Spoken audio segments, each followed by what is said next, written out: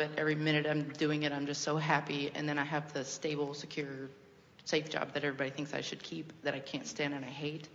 And I'm trying to find and I sort of think that this pattern happened to my mother, and she never followed her dreams, and that might be sort of why she became the way she is. But I'm trying to find the ease in transition. It isn't just that the same sort of pattern happened to your mother, and that was her release out of it. In other words, even though you're keeping your job, keeping it and proclaiming your hatred of it could lead to Alzheimer's.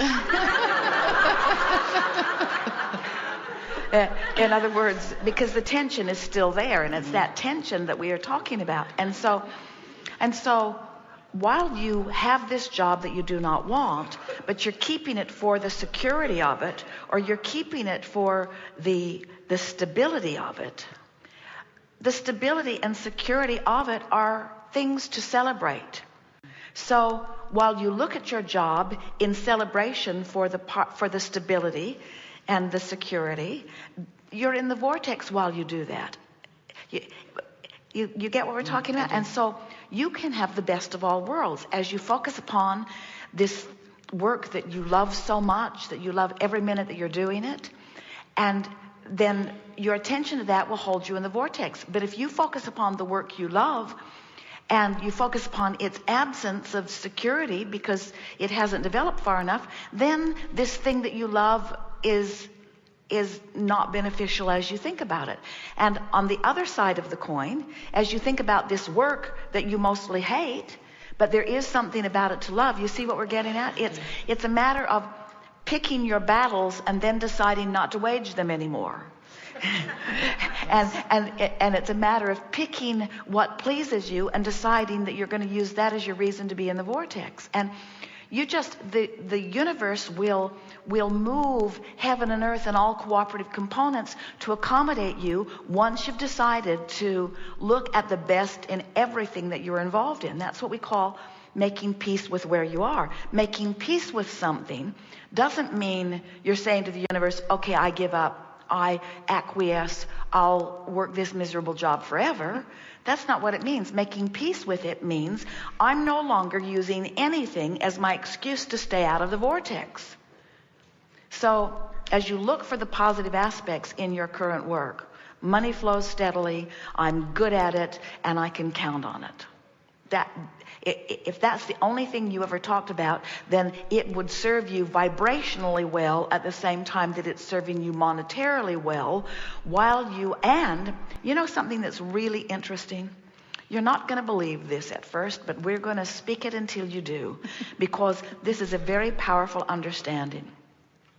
Every time you find a positive aspect in your current work that you've been calling the work you hate, every time you find a positive aspect in it, this business that you are getting off the ground that you really want to move into does better for it. Now, isn't that just the strangest thing?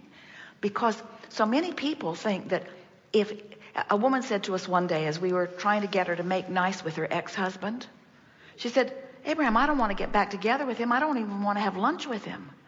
And we said, we're not trying to get you back together with him. We're trying to get you back together with you.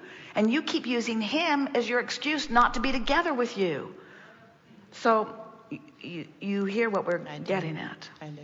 And this work that you love so much, it is our promise to you. It will continue to evolve and blossom. It will continue to surprise and delight you. It will continue to please you, and it will profit you. But the fastest way to get there is by making peace with what's going on. So you say things like, I've got the best of both worlds, and I love the stability of this, and all of that helped me to create all of this, and this that I'm moving to would not even exist if it hadn't been for the things about that I don't like. And here's the big piece that you're ready to hear.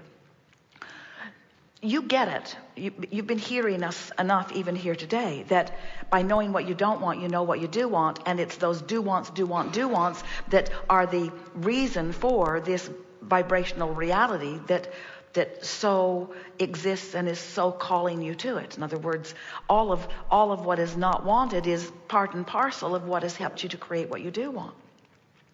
So as you Stand in the vortex, and we've talked about how to just blunder your way in and then milk it until you've trained yourself to hang around in the vortex more. From inside the vortex, you can't find anything but appreciation for everything that created it. While from outside the vortex, it just looks like the reason you want to be someplace else. But from inside the vortex, it's the reason that you are someplace else. Can you feel the distinction? So what we're really saying is, don't think about your current job unless you're in the vortex. People will say, well, Abraham, if I could get in the vortex, in other words, we say, consider your problems or consider the unanswered questions only when you're in the vortex. And people say, but Abraham, that doesn't make sense, because when I'm in the vortex, I have no problems. When I'm in the vortex, I don't have a problem. So what do you mean? And we mean just that. It's the only place that solutions consistently exist. You heard us clearly. Did. Can I have one more? It's about creation. I'd like to write stories and would like to draw some money through me doing that too. But I guess I'm in the vortex. I just feel so great and so just unbelievably wonderful. Because I just feel aligned. I mean, because I'm doing what I love to do. Because I feel good because you used the word alignment. I feel good because I'm offering no resistance to my creation. I feel good because who I really am and who I'm letting myself be are one and the same. When I'm in the vortex, I just feel so good. And we want you to add the because to that. I feel so good when I'm in the vortex because I'm offering no resistance to who I really am. Well, I was going to put a but in there. That's all right. It feels like my brain can't keep up with it sometimes. Like I'm getting so much that I can't get it all down on the computer fast enough, and then I get frustrated. Well, that's only because you're not in there often enough. In other words, when you get in and you're spending all your time trying to adjust to it, that's the sensation. But as you're in there more and you're in there longer when you are in there, then in the beginning, when Esther would tune herself enough to our frequency that she could hear us and express for us, she said to Jerry, it's like having my toe in a light socket.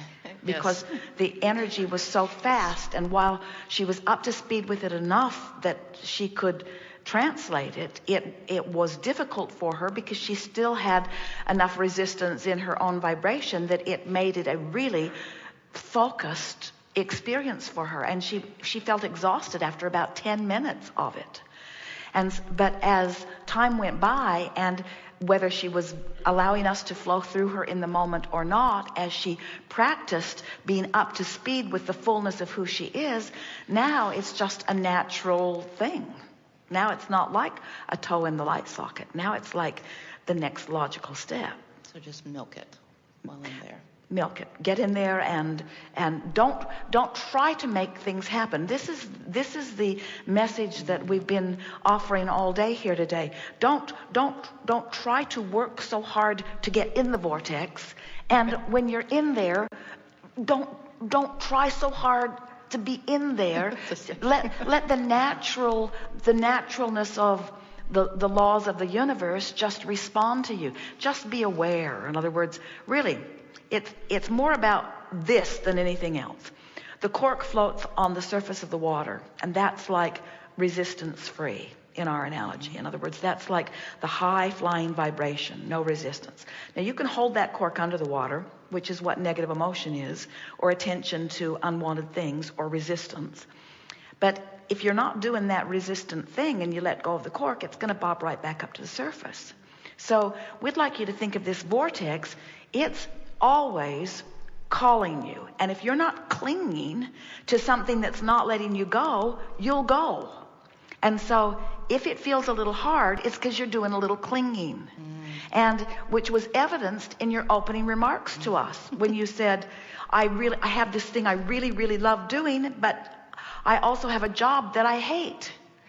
That's that clinging. That's that there's still something active in you. So even though you've said, I want this and I want this and I want this, and Source says, and we're standing here with it, come on, come on, come on, you're saying in that clinging sense, but I hate my job and it's secure and I don't dare go. In other words, it's always that thing you do that doesn't let you go that is responsible for everything that doesn't feel good. It's that facing reality. It's that negative expectation. It's that I got to work it out in the real world. I got to bang it out. I've got to justify my well-being. I've got to work hard.